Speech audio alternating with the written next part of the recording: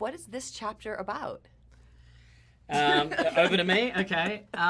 Insidious The Last Key is about Elise Rainier, the character played by Lin Shaye, and she essentially gets a phone call saying that there's a haunted house she needs to take care of. The difference being that in this case, the haunted house is the house she grew up in, her childhood home. Family's house. Yeah, and so she takes a journey with her companion, a faithful companion, Specs and Tucker, back to New Mexico where she grew up. And she goes into this house that's filled with really a lot of bad memories, a lot of trauma for her. And so she has this dual task of trying to get rid of this ghost in this house whilst also dealing with the, emotional demons of her past. She's dealing with literal demons and metaphorical demons. How is that? That's very good. He ought to be a writer.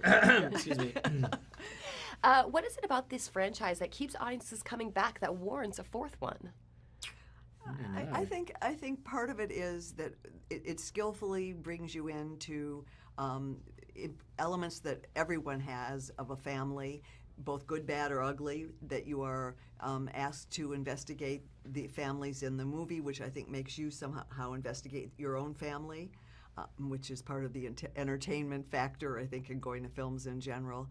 And I think people love being scared in public in a supportive, safe place.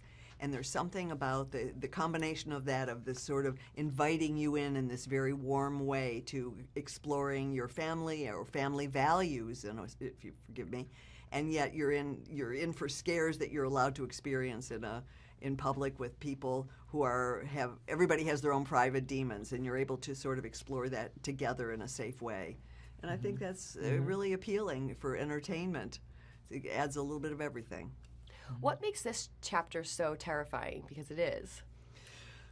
It's that sound. Yeah. That's the sound. I think with this fourth installment of the series, there's an added layer of fear for Elise. Like, Elise, traditionally in the other films, has been the badass who's out the front. She's the one fighting the demons for these terrified people, whether it's Rose Byrne and Patrick Wilson's characters in the first film, whatever it is, she's the one doing the fighting. In this film, she's the one suffering the fear. That I'm the victim. Yeah, she's kind of the victim, which is different for Elise to be in that victim position and not be as strong as she usually is. And I think Lin delivers such a great performance in the film that you really buy into her terror. And I think if you're in sync with her character, you'll be afraid too. And I hope so. the demon in this one is quite terrifying. Describe Keyface. Oh man. Yeah. Well, he did. I had never seen him. They didn't want to when he was in full costume and wardrobe, and I have never really screamed out loud that I can think of, except when Leigh, of course. But it was the most. I literally did one of those screams like you hear in the movie. And didn't he come up and just tap you on the shoulder? Yeah, he tapped me on the shoulder, and I wasn't expecting. First of all, he's very tall. He's like 6 foot. So I turned around, and all I was at was like his chest, which was this.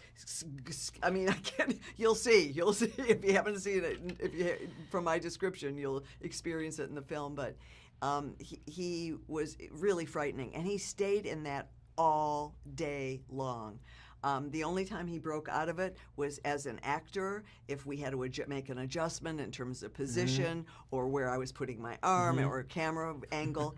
But everything else was, there I go. Here we are. Yeah, right there. Look at the hair standing. They really are. My hair standing on end and everything. He's really scary.